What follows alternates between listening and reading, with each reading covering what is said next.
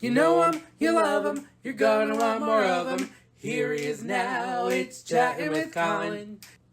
Hello, everyone. It is Wednesday, October 29th, and we are here at BCTV. And we actually just had to stop recording because I don't know if you could hear, but there might be a little buzz in the background. They were leaf blowing, and that's a first for Chatting with Colin, but I think our guest today got them to take a little break, so we'll be able to chat. I think it's gone. It's gone. I love it.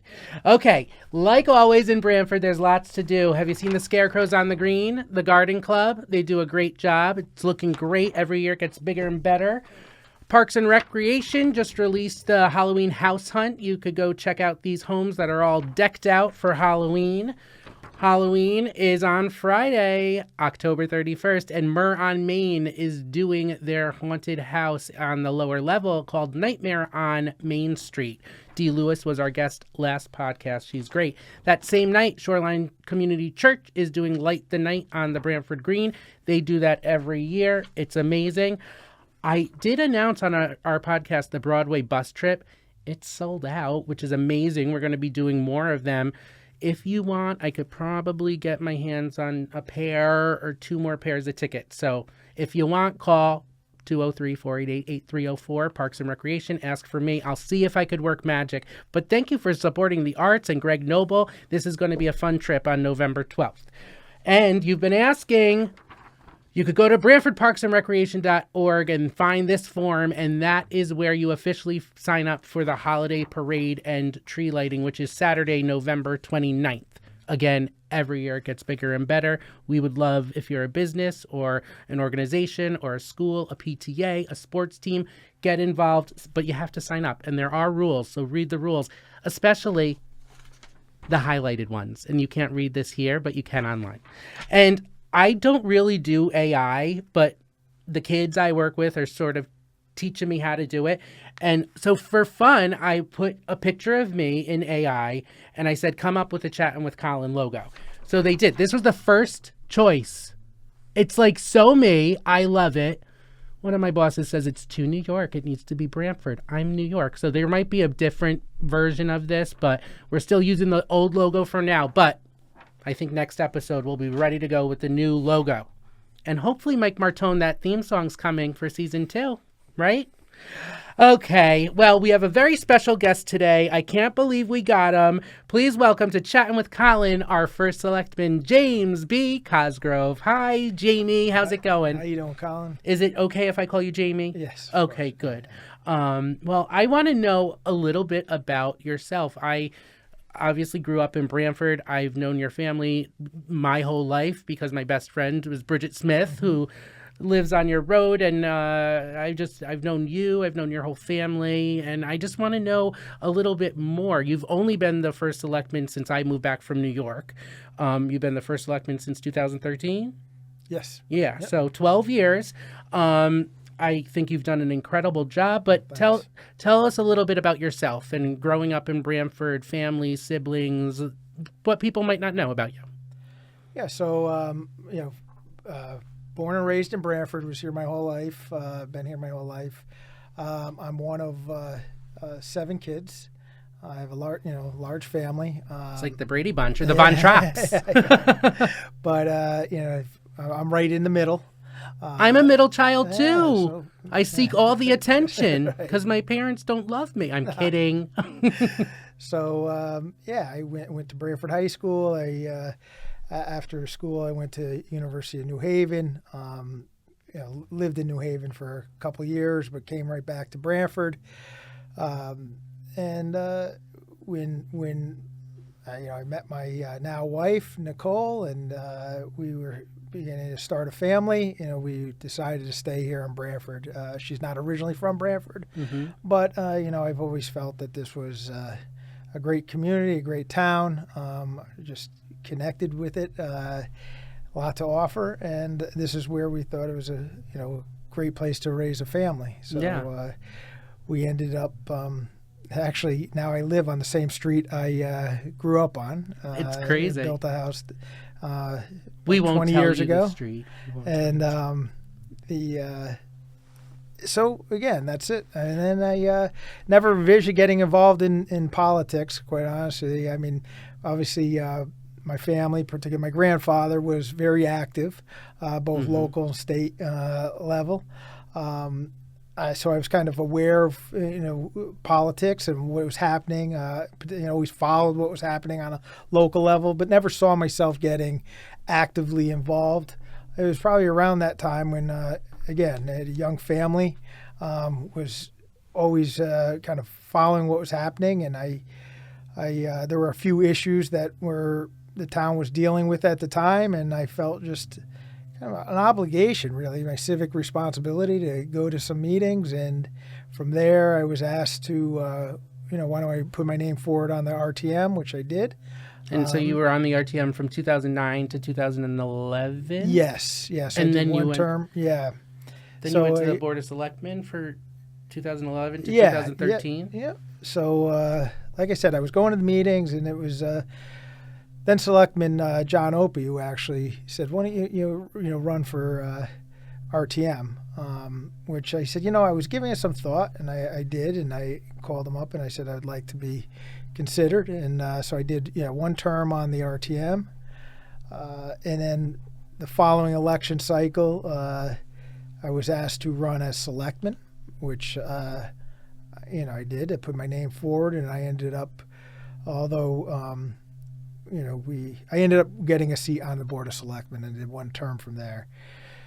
Again, even at that time, I was with the position of first Selectman, didn't envision it, running for it. Obviously, once I was on the board and we're dealing with some issues, and I gave it a lot of thought, and I just thought it was something I should pursue, and see if I had the support, which I did. And here we are 12 years later. It's crazy. And every year I'm like, you're running again, you're running again, you're running again. And unfortunately, you're not running again. I'm going to miss you so much. You've done so much for me and the arts in Branford, which we'll get to. But back to high school, did you play any sports or do hobbies? Like what were you like as a teen? Yeah, I mean, I played sports when youth and then into high school, and then I ended up not playing senior year football. But not too much of sports. You were more of a theater guy, right? No, not yes, theater. You were. No, I didn't have. Listen, no, that's your brother. Your brother's the actor right. who I had a crush on. And that's your brother from 90210. It says, to Colin, best wishes. Keep singing, like no G, like chatting with Colin. Daniel Cosgrove. Yeah, that. Hi, honey. I'll leave this here the whole show. No, just kidding. But yeah, your brother is an actor, so it sort of runs in the family. Yeah, I'm not a. Listen, as you know, I mean, we've known each other for a long time. Being on stage isn't really where I shine. I have to say, though, you have gotten better and better at public speaking. Well, thanks. Yeah, I mean, you get a little more comfortable over time. Right. But again, that's not really. When I was younger, I certainly did not. That wasn't my area. Right. Speaking of when you were younger, what do you miss about Branford when you were younger? Like when you think about those days, like what do you reminisce about? Is there anything nostalgic that you wish was still here, or an event or something that Yeah, I mean, listen, you always kind of reflect back, and when I think about my childhood and just the more of the kind of the freedom, I think, and just going outside and exploring and playing and just, I don't think the youth today really do that as much as I did, or my generation. Right. Just again, things are a lot more in terms of structured or programmed or activities, or it's just there's, unfortunately, I think there's not as much direct social engagement as there was. I mean, cell phones and social media, right. that really, I mean, in some ways it's good, in a lot of ways it's bad, and it really has done a number, and COVID has done a number on the kids of today. Right. But I just remember, it was like, I was, I go back and I think about middle school and those years and even younger. I mean, just, leaving the house and you were out the door and we were all around town on our bikes. It was, there was no And they weren't concern. electric bikes back then. Yeah, right. We were actually pedaling all the way up. Yeah. Getting your exercise. But I just think about that. It was a lot, kind of I missed that. And I miss it for this generation here. I mean, obviously, they have probably some things that they think, are a lot better than what we had. But it's so funny. One of my students the other day, I had them get in touch with a senior citizen that needed yard work, and I gave them the house number, and like a week later, he said, "Colin, they never called me back. I was texting them. I said, it's a house number. You can't text a house number." They didn't know that. Right. It's crazy. They're like, "What's a house line?" Right. Yeah, the kids are a little different from when you were growing up, when I was growing up. But Branford's still a great town. I mean, you've done so much. I mean, the Walsh Fields, the Walsh School, the community house, the senior center. What are you most proud of during your tenure that you have specifically aided in? Yeah, I would think why I ultimately decided to run for first selectman. I felt that we could advance a number of projects that were kind of stagnant or just for years. And you mentioned in Walsh, the senior center was what was being discussed and addressed, which, as we know, kind of is now an expanded community center. That kind of touches upon what we were just talking about. Like I remember when I was younger, and sometimes you would just go down to the community house, and there was shoot pool or just meet kids, and then you go up to the center town, and there's the candy store was in the center of town, and then even they got the candy cigarettes there. I mean, going way back, even when we get out of school and before. Rec basketball, you go over to, there was Osborne's, which was on Meadow Street. There was a little candy shop in there, but it was one of the two you'd go to up in the center. Just kind of, like I said, just going out and hanging out with kids, when we were looking through what we were going to do to address the senior center needs, we went through a study and we engaged the community. We looked at other models, and you had a mix of what people wanted, right? You had some that wanted the opportunity for intergenerational. There were some that wanted, they wanted their own standalone facility, didn't want anything. And then we heard from a lot of people, because we try to cast a broad net and get input from many throughout the community. We had hearings that were some in the day, some at night. And, particularly at night was people who were still working, but they were, maybe older, but still working. And they said, listen, I don't care what you build for a facility. I just want programs.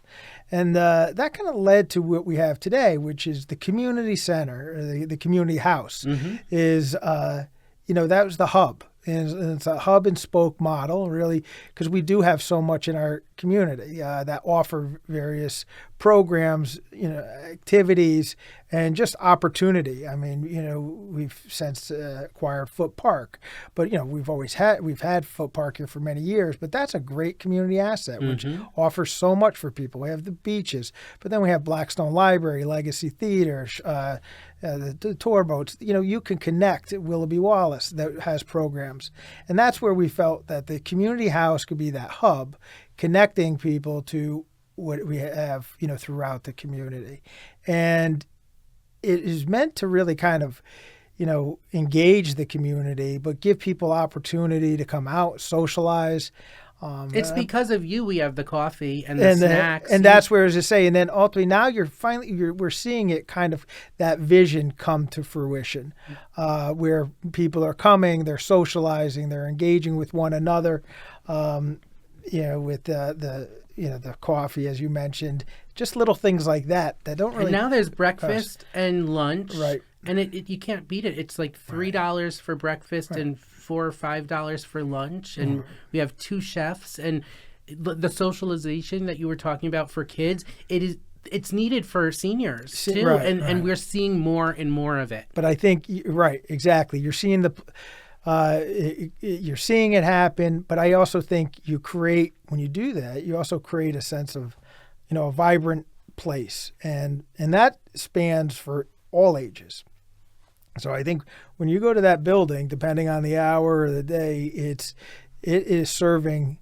You have the toddler programs and the younger kid programs, all the way up to the senior community. Some of it is just age specific. Many of it integrates with one another. But it is a place where we can continue to expand what we offer. And we now have a social worker and a caseworker. Right, social worker, caseworker in the building to kind of assist families and individuals in need, connect them with the services they may need. The rec department, over the last several years, we've, obviously have a very strong camp program, which we've had for decades. But that camp program, as which you've been an integral part of it, has expanded more into now different opportunities with the theater camp, the music offerings that we have on the green. Those are all things that kind of bring a community together and provide opportunity for all of our residents. Yeah, well, like I said before, under your administration, you created the Arts, Culture, and Special Events Coordinator position, which I ultimately got, which was amazing. And it's a very unique position for a municipality. There's not many, unless they're a city, that has that kind of department. And I'm so thankful that we have it and that the community embraces all of these events. And because of you, we have Musical Mondays and Wayback Wednesdays and TGIF concerts and the movie on the green, all these new things that came up during your administration. Also, a lot of it because of COVID. You wanted our Branford residents to be able to socialize outdoors safely, in addition to supporting local artists. And even those concerts have expanded. I would argue that we have the busiest green in the state of Connecticut. Yeah, certainly with the amount of activity that we have on there, much of it through our Parks and Recreation Department, but in other organizations that you request to utilize the green. But through the season, the summer season, the spring, well, now we're right into fall.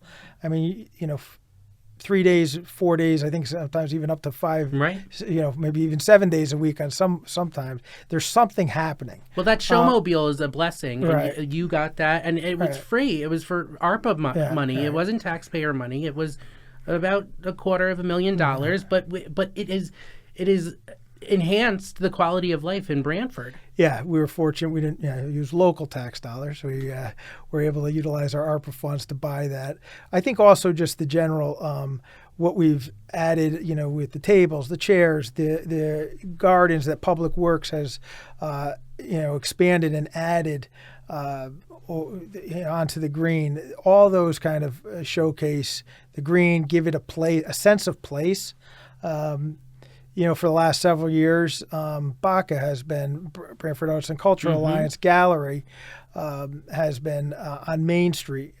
That really started, the organization started prior to COVID, but as we were coming out of COVID and they had their first event on Main Street. Was that the Open Doors? the Doors event. Yeah. But that showed, we bring a lot of people down the center and through these events, but we also want to get people to go to our shops and our restaurants. Right. And that was the first event that I recall that really said, hey, showcase, we can expand these events, not just on this green, but up and down Main Street to, bring people to town. Which is why I really think there should be a community theater Yeah, on I Main know, Street you've been or pushing around that. Main Street. Our theater scene is hustling and bustling. Yeah. We have a theater company through a Parks and Recreation Department, which is crazy, unheard of. But we've gotten all these awards, and we don't have a theater. So hopefully we'll be getting a theater soon. Hopefully you could put in a good word to whoever the next first selectman is. I do want to talk about... I know you're... And I think having something on the entertainment side close to the center of town would be a great attraction. And that's something, like I said, we rely heavily on our green for that. But if you actually had something where you could do year round, I would love it. That would be a great asset.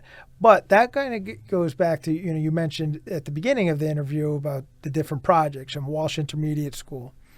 And, and I also, there's, as there's been new people involved, both on the elected and staff involved. But one of the things that when we were approving that appropriation, and that was the largest project that the town had funded, has to date in the history, it was the Walsh Intermediate School project.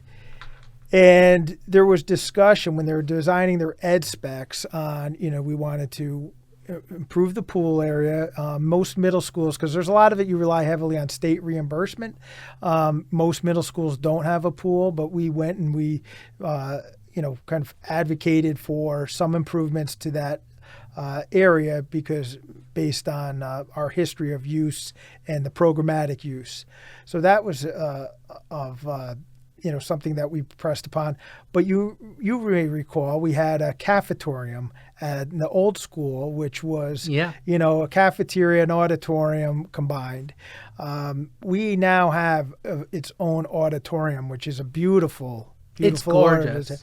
But when we were appropriating the funds, I remember the discussion happened on the floor of the RTM, just saying we want to ensure that these are community assets for the whole community, and therefore that's why these are worthy of funding when it comes to improvements such as the auditorium and the pool. Right. And unequivocally the answer was yes, these are for the community. Right. So, we are fortunate that, in addition to the high school, and again, like we did our theater camp there this summer. Right. So we do utilize it.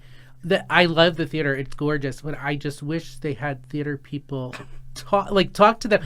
Both the high school and the middle school, the theater's great. No backstage space, no fly space, no place to build a set. It's but you don't know that until you get into the space, and every school with their theater has a challenge. You mentioned the cafetorium. I went to St. Mary's and it was the same thing. It was the gym. Oh, you had a gym too. And we didn't even have a theater program. I begged and begged and begged. I also begged to be a cheerleader, but that's another story, Jamie. We talked about a lot of your accomplishments. Is there anything that you wish you had gotten done or wish you started or can't wait to see happen in the next few years? Well, when I came in, there were three major, local-ish projects, town projects. There was the Walsh was being discussed, Senior Center, and third was Public Works. We just mentioned about the Senior Center and their community house and the Walsh project. Public Works, we were complacent. I mean, we were undertaking a lot of other projects as well during that time, and we were in a facility. Although, admittedly, I was concerns moving in there, but to the credit to the department and the leadership within the department, they made it work for a number of years, and it helped accommodate the town as we accomplished these other projects. I wish we had closed out the long-term need for the Public Works. I do have something that I will be bringing forward, and but it will have to be obviously the next administration. Hopefully, will carry that through. But I'm kind of going into extra innings right now, and in terms of just ensuring, this is, I feel with this job is you're elected to serve your position 52 weeks out of the year. I'm here till November 17th. It's my last day. I still work to address the needs of our community, to respond to residents, and certainly, with, as I just mentioned, I think this is a priority for the town, and I'm still working until the last day to address that issue. So, although it may not be completed, I feel confident that we'll be on the right track to get that solved. That's great. That's great. I don't know what I was just going to say. There was something that some brilliant thing that came to my mind, but I'm sure I'll think of it. Who is your biggest inspiration in your life, whether it's a family member or other politician or? That's a hard question because it really, I would be hard pressed to say that there's one single inspiration. I think it all depends on what part of your life you're discussing. I mentioned about, if I was to talk about my current role as first selectman, although clearly we have different styles, but, I mentioned my grandfather was actively involved. And I don't mean that he was my inspiration in terms of, and I never tried to be him. And right. I think that's where we had our relationship was, we had a special relationship based on because I knew who I was and I never tried to be who I wasn't. And I think he recognized that and we had a great relationship. But he inspired me because regardless of maybe how, he may have addressed things, handled things, he really had a deep commitment to community and to others. And he was very philanthropic. He did a lot for the community. And again, getting back to that civic responsibility, that is something that, he felt, that was a calling to him. He was actively involved for that. And again, sports, not only like politically, but he supported many organizations and efforts to improve things. So I think he inspired me on that, in that arena.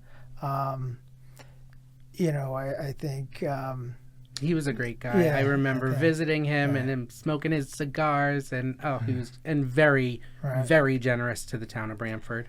Yeah. I had a feeling you were going to say that, and I'm sure there's other inspirations. I didn't mean to put you on the spot. No, I would also say, I mean, if that's on, again, business as well, though, it would probably be him as well because he was. Certainly, in many ways, he took chances and he went out there and he worked hard to do it. With my family and caring for my family, I would say it was probably my mother because she, as I said, a mother of 7 kids. She's dedicated her life to really, her family. Yeah. So. She's a great lady. Yeah, thanks. So you mentioned you're working till the end. You're working till November 17th. Well, what's next for you? I saw that you were appointed to a board. What is a personal goal or something you want to accomplish personally in the next 5 or 10 years? Yeah. So, obviously a lot of people asking me what's next. Where am I? What am I going to do? I'm not retiring. That's for sure. I get to. You just mentioned about a board. Was recently appointed to the Connecticut Green Bank. But that's a board position, a volunteer board position. That's but as far as what I'm going to do career-wise, or still exploring some opportunities. I'd really like to be part of an organization that kind of.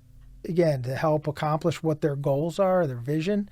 I feel that's where my strength is in terms of laying out a strategy and putting together a process to bring something through, concept to completion and sustaining support through that process. I mean, oftentimes, regardless of the organization, what the mission is or a project may be, you hit roadblocks and obstacles along the way. Various challenges that often derail you from achieving those goals. I feel where my strength is to really help lay out a pathway to deliver. Yeah. So again, it's undecided right now, but that's really what I'd like to do. Well, you keep saying about vision, and you've had so many great visions, like the Branford Festival when we had to move it this year to Hammer Field, and just reconfiguring like the park and the Walsh Fields, and even when I went to you And I said that tree by the academy should be lit up in white lights, and then it now is every year, and it looks gorgeous. And there's just so many things that, for being like a construction first selectman politician, I'm like, my mind is blown that you really are so well-rounded. That's not a fat joke. You are so, you just are, you're good at a lot of things. You're very impressive. I think where we've had success and why we've had success, and it's not all me. Admittedly, it's you have a team, you put a team together if you don't, but you have a team that can help accomplish what you need to accomplish. Or quite honestly, some of the things that we've done, many of the things I should say that we've done, which are considered successes of this administration, are really due to maybe other team members bringing them forward or initiatives, and they would come to me, and whether it's something along the lines of on the finance level, we have a great finance director. We'll be losing Jim Finch. Yeah. But when the Coastal Resiliency Fund, and that just came by, in our plan of conservation development, there was a line in there that referenced the impact of the rising sea levels or increased storms. At first when he read it, he had some concern on how that would be interpreted. And just coincidentally, that day I was down in a neighborhood looking at an area that was being impacted by the higher tides than normal. And I was thinking, boy, we got to come up with a solution to address this. I went back to that very day. Jim comes in and he goes, hey, I have an idea. He goes, how do you think this would work? And that's when he brought up the Coastal Resiliency Fund. And we're the first in the state, right? Yeah, probably even the country, but definitely the first in the state. He pitched the idea of the Coastal Resiliency Fund. He said, do you think we can get support for it? Do you think? I said, Jim, absolutely. I said, with the strength of this community is that we address long-term liabilities.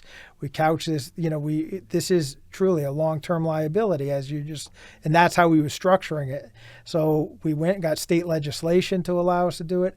But once again, letting a team member come forward with an idea. And we had initially we were, when we presented that, we were strategic how it was presented, how it was, to the appropriating bodies, to kind of, once again, as I said, maintain that and sustain that support. You mentioned about the lights. Public Works, has that every year has kind of upped the game. Gary Zielinski, and takes great pride in the work. And I mentioned that he does, and the department, and he set the expectations. Once again, it's like, that the gardens that they did. That was a resident had come through. We were talking about doing a garden somewhere, and I showed him that area of the green, and it's an attraction. You see people doing pictures there, the wedding pictures. So once again, it's having the right team, putting it together. The rec department, which you guys have done. I mean, again, with the what we've done with the entertainment. I remember coming even during those COVID years and having a conversation with you, and then the former director. What's his name? Adam Paluzzi. Paluzzi, I think. Jake Paluzzi. No, it's his brother. Yeah, Alex Paluzzi Jr. APJR 55.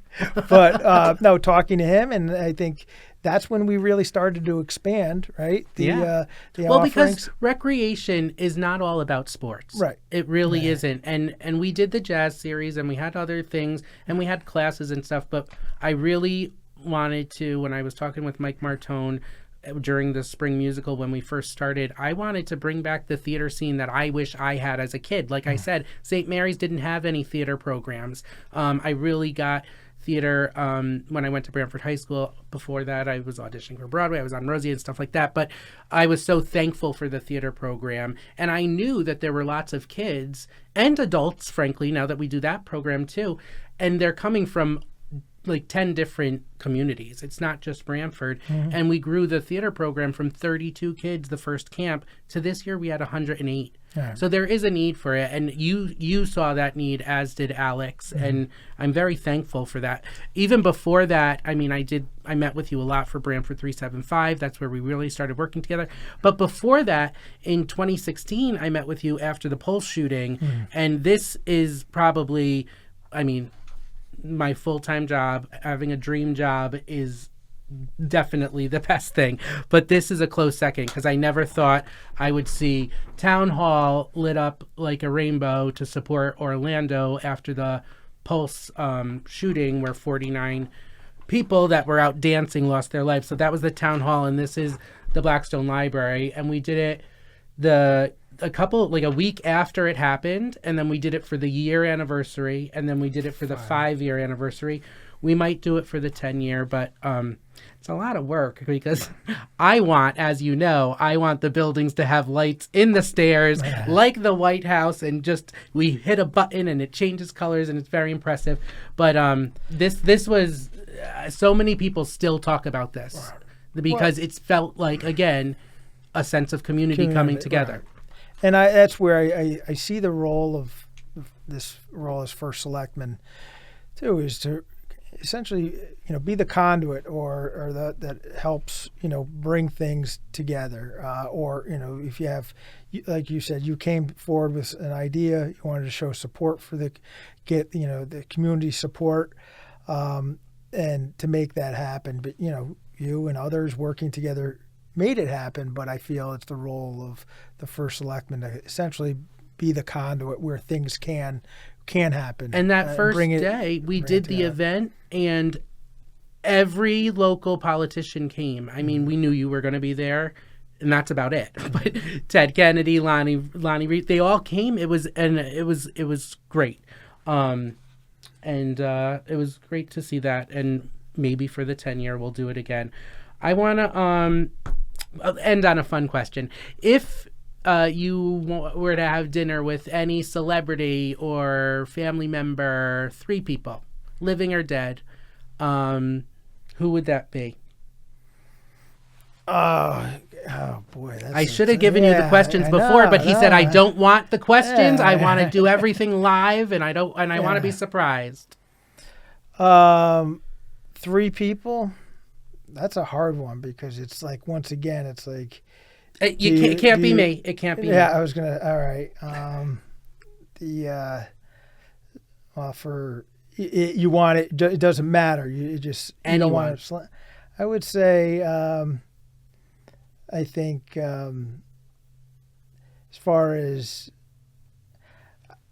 for some, Teddy Roosevelt. I don't know. Cool. I would like to have dinner with him, and I would say, as far as maybe go into the music side of it, and this is probably somebody like Johnny Cash, or just to go through his life.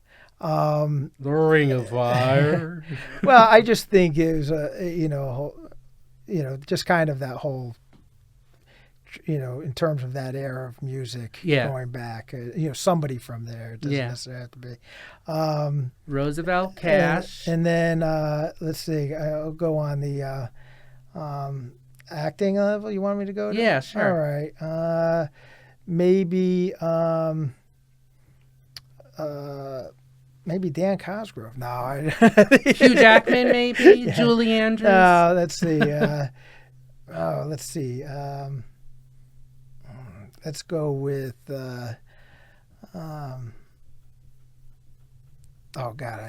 Let's go with Clint Eastwood. Clint Eastwood, good. Yeah. I'm sorry. I know that's a hard question. That's a hard question. But it makes people find out some more information that they don't know about you. Yeah, I think those questions, I'm sorry, they're, not that I said don't like them, but I think they're very hard in the sense that, because there's so much in terms of the world and topics and there's teachers that influence you. I'm sure if I was to, once I walk out of here, I'll think of something in the business community. If I think of, something in which would be like Charlie Munger. I would be, and if I was to do that, or Warren Buffett, but I think Charlie might be a little more fun.